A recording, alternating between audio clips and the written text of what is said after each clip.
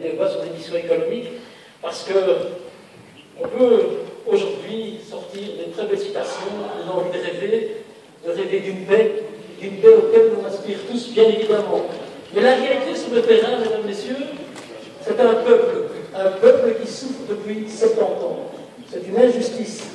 C'est une injustice, c'est une des plus grandes prisons à ciel ouvert qu'est Gaza. Ce sont des massacres, ce sont des bombardements, ce sont des privations de liberté, ce sont des assassinats extrajudiciaires, et ça c'est la réalité du vie quotidien du peuple palestinien. Nous aspirons tous à une paix, mais une paix ne peut concevoir que s'il y a justice. Et c'est dans ce cadre-là, mesdames et messieurs, que nous nous inscrivons. Nous voulons, non pas, monsieur De Wolf, dans quelques années, dans quelques décennies, reconnaître la Palestine, parce que si nous attendons d'avoir un territoire d'une seule traite, il faudra encore attendre quelques décennies, nous savons tous, il faut aujourd'hui soutenir cette résolution. Évidemment, nous n'allons pas changer le cours de l'histoire, ce n'est pas la petite région bruxelloise, et mon collègue, M. Igazman a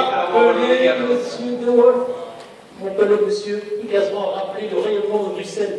Nous avons l'obligation, nous, ici, de prendre une position claire et de ne pas avoir des positions à géométrie variable quand des injustices se passent. On a dit tout le monde, vous avez passé, vous avez cité, c'est une injustice dans le monde.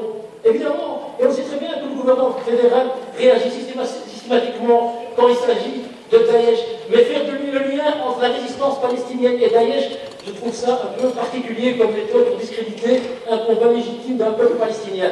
Nous voulons la paix dans la région.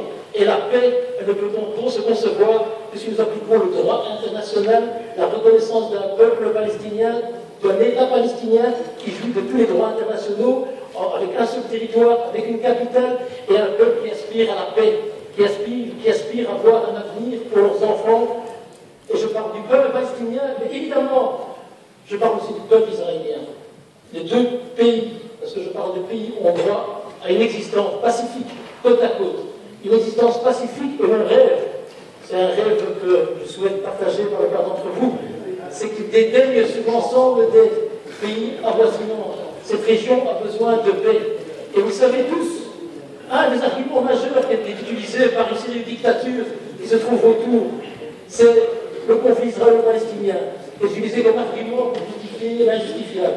Et moi j'ai envie de joindre ma voix aujourd'hui à ces résistants de l'intérieur, comme M. Skin l'a évoqué en Palestine, tous ces gens qui s'élèvent à l'intérieur d'Israël pour dire qu'il faut mettre fin à cette injustice, il faut mettre fin à cette colonisation.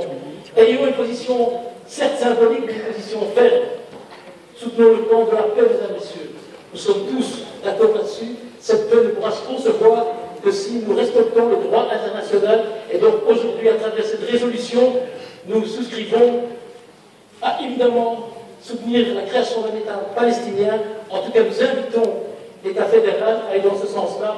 Et donc c'est la raison pour laquelle moi-même, ainsi que ma formation politique, à travers notre démarche, notre souci de pouvoir soutenir tout mouvement visant à obtenir la paix dans la région, passe par évidemment une position déjà ici à Bruxelles, même si elle est symbolique, de dire que nous soutenons la création d'un État palestinien. Merci pour votre écoute.